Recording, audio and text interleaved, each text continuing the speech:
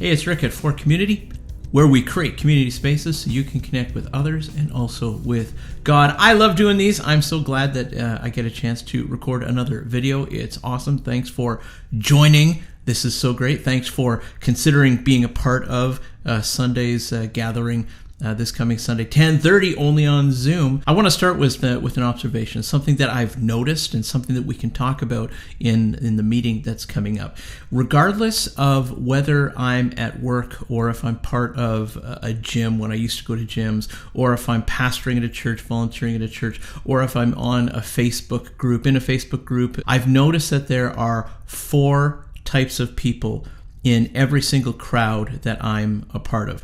There are people who will genuinely like me, like we'll just start liking each other, and then a friendship will grow, and that's awesome. And then there are other people in the crowd that just don't care one way or another. I make no impact on them, they make no impact on me, and we're just kind of nominally aware of each other. Then there's others that are critical. And they're critical of everybody, right? And they're trolls. There's trolls in every group, or people who are very confrontational. And then there are those who genuinely don't like me, and they're aggressive. I've also noticed that the greater my level of influence is in those groups, the more pronounced these 4 types of people are in the group. I notice that those who are receptive to me, they generally gravitate to me, and they kind of help me out. Those who are nominal, they just kind of leave me alone, and I leave them alone, kind of thing. Then the trolls, the confrontational people, the critical people, suddenly they found a name to attach their criticalness to, and it's my name if I'm the one with the influence in the group. And then there are those that are just aggressive, who now that the leader has been identified, they just want to reach out and attack the leader. 4 types of people in every single group. Have you noticed this too? You know, when you're at work, even in your family gatherings, when you go to church, when you go to the gym, when you're in your Facebook communities, wherever you happen to go to socialize, have you noticed these 4 types of people too? You know, you walk into a group maybe, and you can scan the crowd, and you know who likes you, and you know who doesn't care about you. You know, they're just kind of, you're not really known by them, and you don't know them. You know that when you scan the room, you'll know people who are the trolls, and they're very confrontational and critical. And then you know people that just don't like you, and you try to not approach them, or you try to smooth things out with them, whatever you do. Have you noticed that there are 4 types of people, a part of every single group? Or have I missed one? Did I miss one? If I've missed a type of person, make sure you comment and let me know what kind of person that I missed. Well, guess what? This is not new. This is as old as the Bible is. As we go through Mark's gospel, it's fairly easy to see these 4 types of people in the crowds that Jesus is interacting with. You know, Jesus is on mission in the gospel. He's on mission to make the Father known, and he gives that mission to the church later on, post-resurrection. While he is here and wandering around, he intentionally seeks out crowds in order to communicate the gospel to them, in order to tell them about how to come into the system that he's setting up in the world, which is a system of love and forgiveness. And while he's going to the crowds, he's noticing these 4 types of people in the crowds. There are those in the crowds that are immediately receptive to him, and they come and say, Jesus, I want to be your follower. There's a lot of nominals that we're going to see in the crowds, and there's a lot of trolls in the crowds. There are those also who are aggressors, and we're going to see that they eventually want to kill him. The text today in Mark chapter 3, verses 1 through 6, highlights at least 3 of these. I think all 4, at least 3 of these. And I want to look at these crowds because you're surrounded by these 4 types of people as well. And I want to be able to show you a way to manage these kinds of people and work well with the people that are around you. So let's look at the text, and then we're going to talk about how you can work well with every type of person that you find around you. Mark chapter 3, verses 1 through 6. Jesus went into the synagogue again and noticed a man with a deformed hand. Since it was the Sabbath, Jesus' enemies watched him closely. If he healed the man's hand, they planned to accuse him of working on the Sabbath. Jesus said to the man with the deformed hand, "Come and stand in front of everyone." Then he turned to his critics and he asked, "Does the law permit good deeds on the Sabbath, or is it a day for doing evil? Is this a day to save life or to destroy it?" But they wouldn't answer him. He looked around at them angrily and was deeply saddened by their hard hearts. Then he said to the man, hold out your hand. So the man held out his hand, and it was restored. At once the Pharisees went away and met with the supporters of Herod to plot how to kill Jesus. Hey kids, keep your eye on the background as it's moving, because just like every week, there'll be characters that are hidden in the background. Well, not so much hidden. I mean, I put cartoon characters in there. When we meet during our next Zoom meeting, please let us know the characters that you saw, because we love talking to you. We love hearing from you. So go ahead. And during that initial time, we're doing the what's the best thing or the worst thing that's happened in your week this week, and let us know. One of the cool things that I saw these characters in the background. That'll give you something to say, and we all want to hear from you. So keep your eyes in the background and let us know who you see. Wow, did that ever go south so quickly? Man, we're in chapter 3, and we're not only our critics are identifying themselves as part of Jesus' crowd, but suddenly they go all the way up to aggressors, and now they're not getting their own way, so they want to kill him. Oh my goodness, what do you do with that? What do you do with that kind of person that instantly doesn't like you? You're in a group of people, you're minding your own business almost, or you're doing the right thing, you're doing a good thing, and suddenly there's people in the crowd, they just don't like you, and they want to hurt you, and they want to get you fired, and they want to punch you in the nose. They're just cranky and grumpy. What do you do with those kinds of people? Well, I think I'd like to help you about how to know how to navigate these 4 types of people in a crowd. And first of all, I just want you to know that it's normal, but we're going to talk about each kind of person. Here's what I want to do today. I want to take a look at these 4 kinds of people that are generally part of your life, of my life, and that we're part of Jesus' life as well. And then I want to give you a heads up about how to work with these kinds of people, all 4 kinds of people, how to work with them, so that if things start to get out of hand for you in all of your social settings, you'll know how to navigate that. And you'll be navigating it with the example that Jesus kind of sets before us. How about that? First of all, let's talk about the receptive, because the receptive are the easiest, the nicest, the greatest people to talk about, right? Because they want to help you, help them become friends with you, right? Jesus continued to seek crowds of people for new opportunities to communicate the gospel and for receptivity. And that's part of what followership is. It's part of what we're championing as people who are part of For Community, the mission of followership, that we know that Jesus went to crowds to communicate the gospel, to invite people to receive him, to invite people to become followers, and then to release them into their own version of agency, right? We know this, right? So Jesus goes to the crowds, and in the crowds he finds occasionally receptive people. Among the crowds he went to, there were people who had the ability to hear the gospel and receive it so they could become followers of Jesus. Awesome.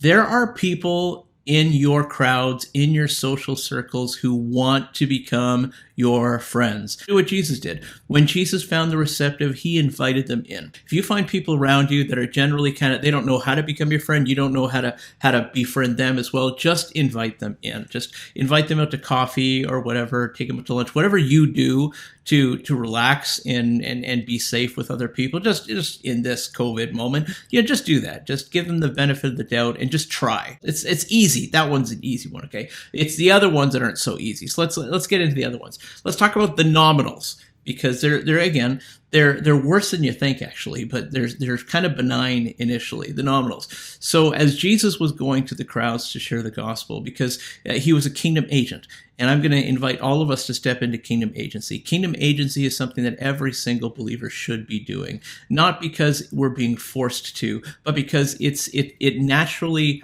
grows out of being a follower of Jesus, being a friend of God. When we're enthusiastic about Jesus, we want to talk about him. So Jesus went among the crowds of people to communicate the gospel, and in those crowds there were many people who just wanted to remain a part of the crowd. The nominals in Jesus' crowd were just a little bit different.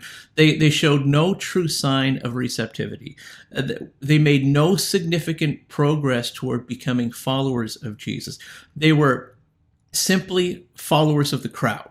They were in the crowd. Their allegiance was to themselves. Their allegiance was to their entertainment. Their allegiance was to a good time. Their allegiance was to the crowd. Nominals aren't bad, but you got to remember their allegiance. They're aligned with the general crowd.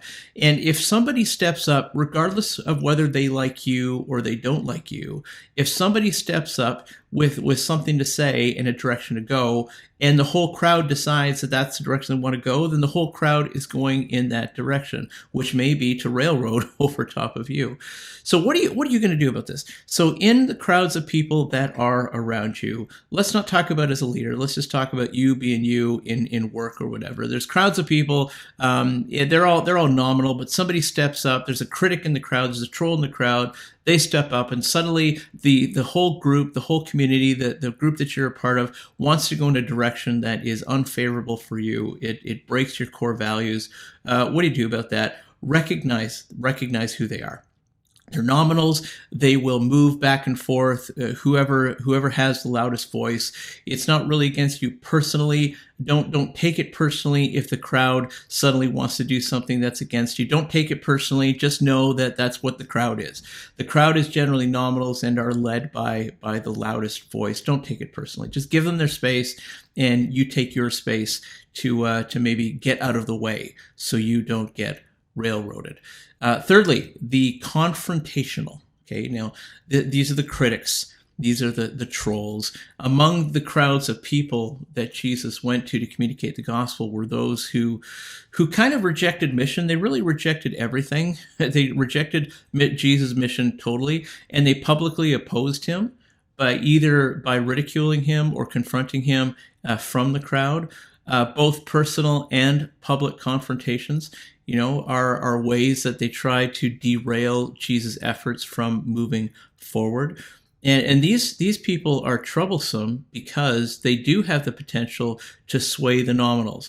They do have the potential to sway the people that aren't very close to you and don't have like a real good relationship with you. Now, these people will change the crowd culture so that it's impossible for you to find a home in that crowd. And for Jesus, these types of people changed the crowd culture so much that it was impossible for Jesus to easily find people who were receptive. Okay, if you're part of a community group, part of a church, part of a gym, part of work or whatever, and there are trolls among them, there are critics among them who are rallying the crowd, and it looks unfavorable for you. I'm gonna share a tip with you in just a moment what to do about that. But I want you to understand that it's not the crowd, it's not the nominals that you have to worry about or you've got to be angry with. You have to know that it's because there's a troll there, and there's a way to deal with trolls. And I'm going to tell you how to deal with trolls in just a moment. But before we do that, let's talk about the fourth type of person in the crowd, and that would be the aggressors.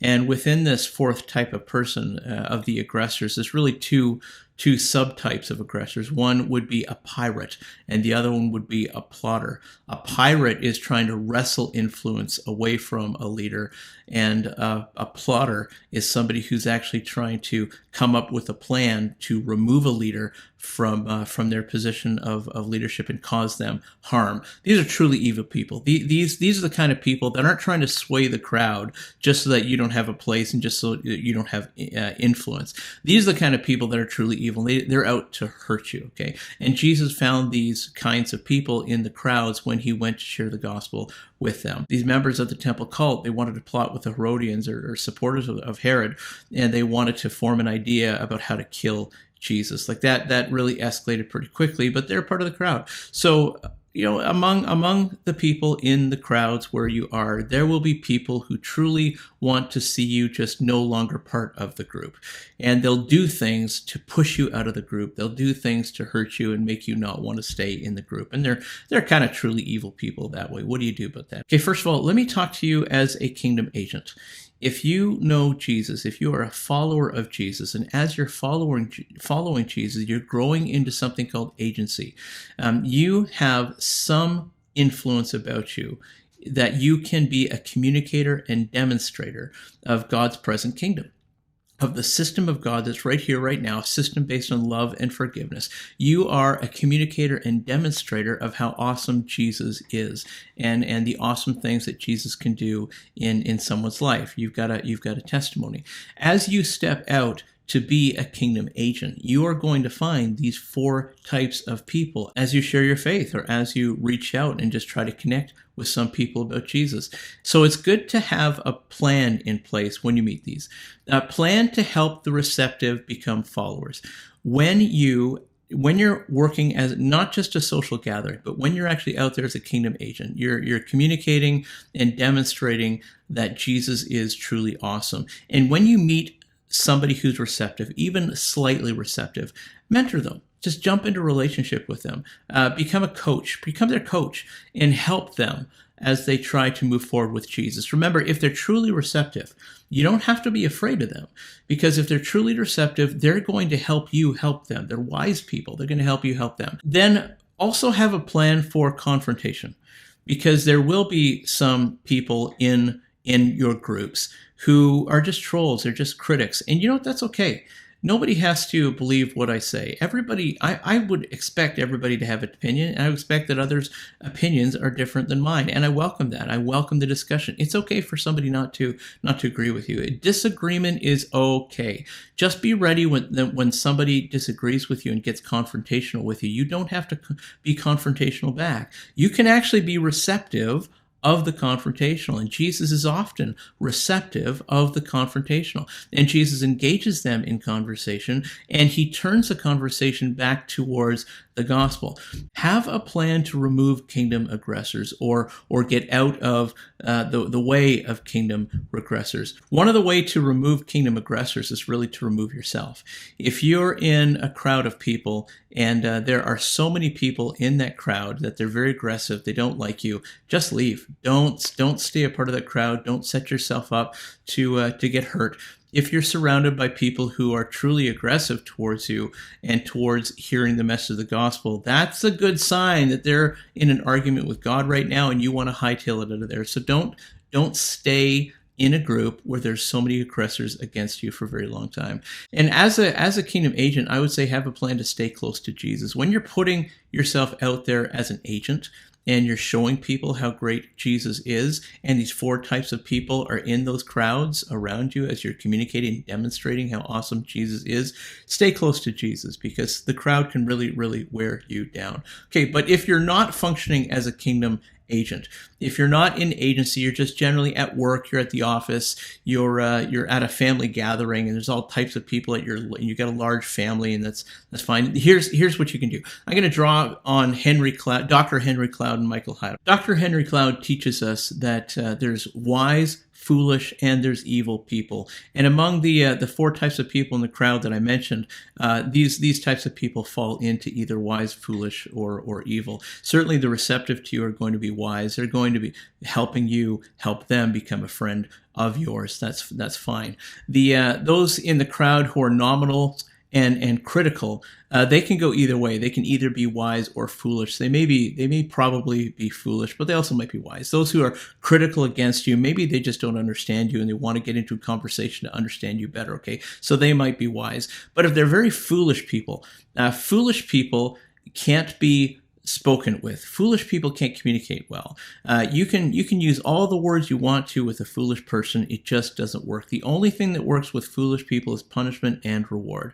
If somebody is just messing around with your boundaries and they're pushing you too hard, you just gotta figure out how you're going to punish them or reward them. If by punishing them, you just don't talk to them, you walk away from them. Maybe you kind of go to your boss or supervisor and say, you know what, this person's kind of breaking my personal space here. It's kind of getting on my back. Can you help me out with him? Punishment, reward. If a foolish person starts to do something that doesn't break your boundary and doesn't get on your nerves, then reward them with better conversation. Reward them with more time spent. So foolish people, don't try to talk to them. Foolish people, you can only deal with them through punishment and reward. Then the last type of person, there are evil people. When you come into the space of aggressors, if you're in a casual setting, a community setting, a social setting where there's a lot of people that are just aggressive, not just to you, but to everybody, safest thing to do is just remove yourself from that environment. Dr. Henry Cloud would say the only way that you can deal with evil people, truly evil people, aggressors, is he says through guns, money, and lawyers. That would be through police, through military, go up the food chain and go to, politicians, bosses, and whatever, or pay them off, basically, is what Dr. Henry Cloud says. So if you're in a social context and there's aggressive people around you and you've got nobody to appeal up to, just leave. You don't want to deal with evil people for longer than you have to. And then Michael Hyatt also says something pretty cool too. If there are critics in the crowd and those critics are pretty much foolish, and you don't feel that you can do the punishment and reward thing, because sometimes you just can't, right? Because sometimes there's no relationship there, there's no appealing up, right? So this is what Michael Hyatt says. He says, don't feed the trolls. This is particularly true in online groups. Don't feed the trolls. There are people that just spam their comments, their critical comments all the time.